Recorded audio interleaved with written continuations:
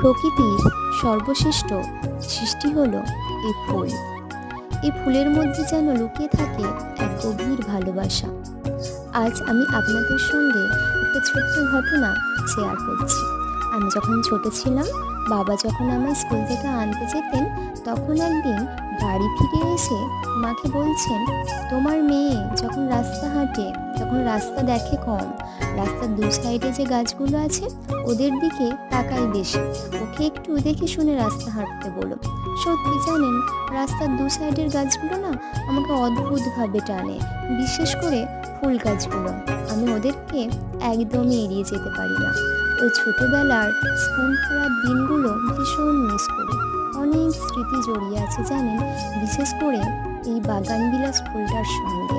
আমার বন্ধুদের সঙ্গে এই ফুলের অনেক স্মৃতি আছে, অন্যদিন আপনাদের শোনাবো। আজ এইটুকুই।